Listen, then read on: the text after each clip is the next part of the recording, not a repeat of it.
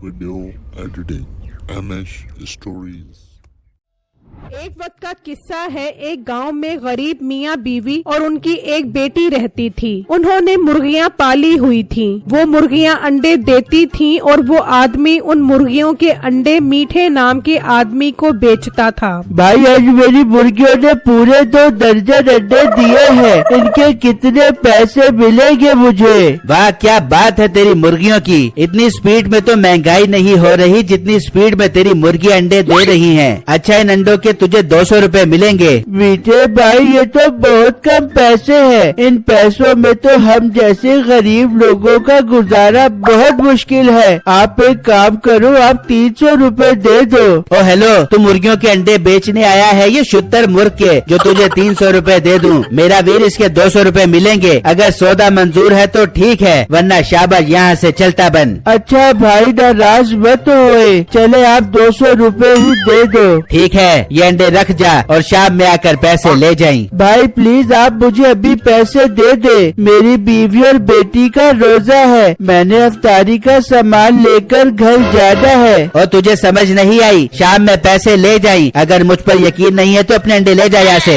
नहीं मीठे भाई आप अंडे रखे, मैं शाम में ही पैसे ले लूँगा। फिर वो आदमी वहाँ से चला जाता है। उसी गांव में बिट्टू और उसकी बीवी रहते थे। बिट्टू जी टाइम काफी ज्यादा हो गया है, आप अपने होटल चले जाएं। लोग आपका इंतजार कर रहे होंगे। हाँ बेगम आप ठीक कह रही हो, लोग मेरे मजेदार खानों का बेसब्री से इंतजार कर रहे होंगे। अच्छा बिट्टू आज मैं कुछ नहीं पका रही, आप आते हुए अपने होटल से मजेदार खाना लेते आना, हम उसी से अफ्तारी करेंगे। ठीक है बेगम, मैं आते हुए अपने होटल से मजेदार और गजाइयत से भरपूर खाने लेकर आऊँगा। फिर बिट्टू घर से निकलता है और अपने होटल पर आ जाता है। तभी वहाँ एक ग्राहक आता है।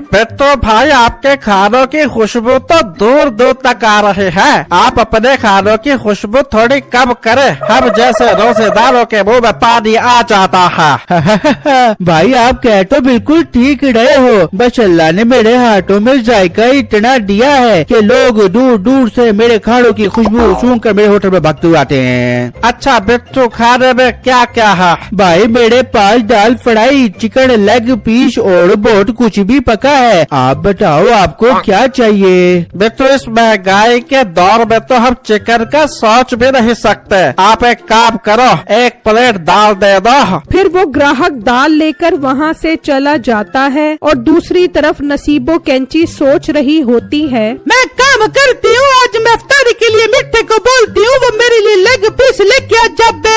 वो अभी सोच ही रही होती है तो मीठा घर आ जाता है। ये क्या मिठे, तू आज इतनी जल्दी घर क्यों आ गया? तुझे से दुकान पे नहीं बैठा जाता क्या? बस बेगम आज मैंने काफी पैसे कमा लिए थे तो मैंने सोचा अपनी बेगम का दीदार ही कर लूं। तेरी बहुत याद आ रही थी इसलिए जल्दी आ गया। मिठे I love you so much.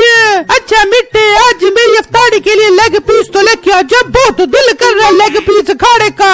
ओए मैं सदके जावा। अच्छा मैं जाता हूँ। फिर मीठा घर से निकलता है और अफ्तारी का टाइम भी करीब आ रहा होता है तो उस गरीब आदमी की बीवी कहती है, आप जाए और उस दुकानदार से पैसे लेकर अफ्तारी का सामान ले आए। पापा आप खाने के लिए कुछ ले आए, अफ्तारी का टाइम होने वाला है पापा। ठीक है बेगम मैं जाता हूँ, मीठे से पैसे ले दे। फिर वो आदमी घर से निकलता है और दूसरी तरफ मीठा बिट्टू के होटल पर आता है। जी भाई क्या चाहिए आपको? मुझे 2 लीटर पेट्रोल और एक माचिस चाहिए जिससे मैं तेरे होटल को आग लगा दूं। और मोटे गेंडे बताता हूँ इतनी जल्दी क्या है? ओ हेलो जरा तमीज से बात करो, मेरे पास टाइम नहीं है, जल्दी बताओ क्या चाहिए? तेरे पास टाइम नहीं है तो तू क्या मरने लगा है? अच्छा एक काम कर, 2 चिकन लेग पीस पैक कर दे। दूसरी तरफ वो आदमी जब मीठे की दुकान पर पहुंचता है तो मीठे की दुकान बंद होती है।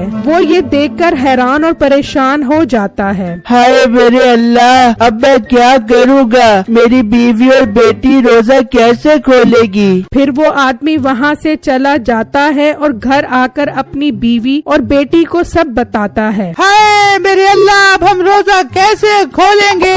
मामा परेशान मत हो, हम पानी से ही रोजा खोल लेंगे। के। फिर मीठा चिकन लेग पीस लेकर घर आ जाता है। वाह मिठे, खुशबू तो बहुत अच्छी आ रही है, चल जल्दी से बैठ जा, रोजा खोलते हैं। फिर अजान होने लग जाती है और वो गरीब मियाँ बीवी और बेटी पानी से ही रोजा खोल लेते हैं। ऐ मेरे अल्लाह, आज मेरी बेटी ने भी पानी से रोजा खोला है, सिर्फ उस मीठे दुकानदार की वजह से, तू उसको उसकी सजा दे दे। फिर मीठा और नसीबो कैंची रोजा खोल रहे होते हैं तो नसीबो की अचानक तबीयत खराब हो जाती है और वो बेहोश हो जाती है। नसीबो, ये तुझे क्या हो गया? मैं तुझे अभी डॉक्टर के पास लेकर चलता हूँ। फिर मीठा नसीबो को डॉक्टर के पास ले आता है और डॉक्टर उसकी नब्ज चेक करता है। ओहो, इसकी धड़कनें तो बंद होने वाली है, इसका बचना मुश्किल है। डॉक्टर साहब कुछ करो, जितने पैसे चाहिए मैं आपको दूंगा। सॉरी, मेरी तरफ से जवाब है, आप इसको ले जा सकते हो यहाँ से और बस दुआ ही कर सकते हो अब।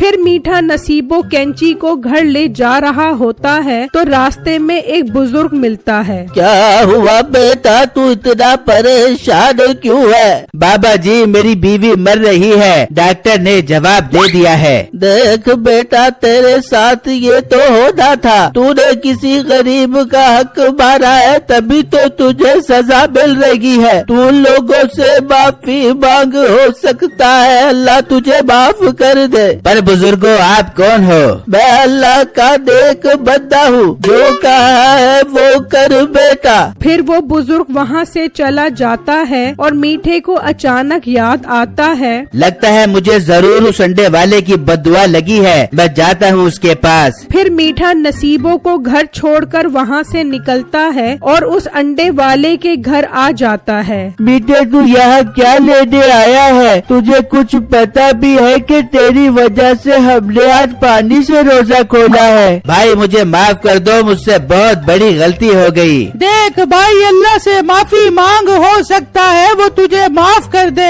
बाजी, अल्लाह तो तभी माफ करेगा जब उसके बंदे माफ करेंगे। ये बात सुनकर उस औरत को तरस आता है और वो आसमान की तरफ देखकर कहती है, ऐ मेरे अल्लाह, मैंने इसे माफ कर दिया है, तू भी इसे माफ कर दे। फिर मीठा वहाँ से चला जाता है और जब वो घर आता है तो नसीबो ठीक बैठी होती है। ये देखकर मीठा खुश हो जाता है। बेगम तू ठीक हो गई, शुक्र है अल्लाह का। पर बेटे, तू किधर गया था? फिर मीठा उसे सारी बातें बताता है। नसीबो ये बातें सुनकर बहुत हैरान होती है। मिठे, ये तो तूने बहुत गलत किया था उन गरीबों के साथ। बेगम, मुझे अपनी गलती का एहसास हो गया है, चल उनके घर मेरे साथ। फिर मीठा और नसीबो कैंची खाने का सामान लेकर उनके घर आ जाते हैं। ये लो भाई, ये खाने का सामान ले लो और कुछ पैसे भी ले लो और मजे मारो। वो लोग खाने का सामान और पैसे लेकर खुश हो जाते हैं।